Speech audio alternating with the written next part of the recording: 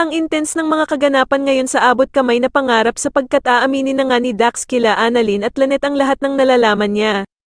Dito nga matapos mailigtas ni Annalyn ang buhay ni Dax ay makokonsensya nga ito at bilang pasasalamat ay sasabihin na niya ang mga sikretong nalalaman niya at ang mga kasabwat niya. Samantala ay hindi na nga mapakali itong si Moira at pupuntahan pa nga niya si Ninang para sabihin na dodoblehin niya ang kanyang bayad basta't masiguro nga lang ang pagkamatay ng star witness niyang si Dax.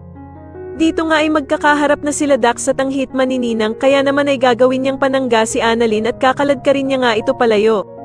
Subalit hindi naman makakapayag ang hitman na makalayo itong si Dax kaya naman ay agad niya nga itong babarilin sa kanyang paa.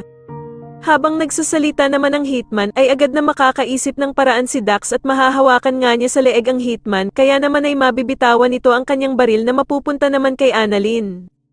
Agad namang pupulutin ni Annalyn ang baril ng hitman at itututok nga ito sa kanila, subalit kabadong kabado nga ito dahil sa hindi naman siya sanay na hawakan ang baril na ito. Kaya naman ay sisigawan siya ni Dax na kailangan niya nga daw tapusin ng gunman dahil kapag hindi niya nga daw ito binaril, ay siya ang tatapusin ng hitman na siguradong ikakalaya ni Moira sa kulungan.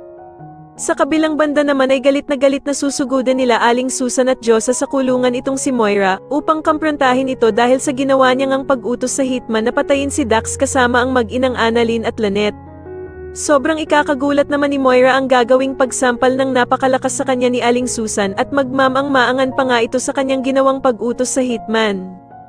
Sa tingin niyo dapat na nga bang aminin ni Dax kila Annalyn at Lynette na kasabwat niya sila Zoe at Doc Carlos matapos siyang iligtas ni Annalyn? Mas lalo na nga talagang nagiging exciting ang mga susunod na kaganapan kaya naman ay mas lalo pa nating abangan ang mas lalong gumigandang abot kamay na pangarap. Maraming salamat po sa inyong panonood at sana po ay masubscribe niyo ako. Maraming salamat po.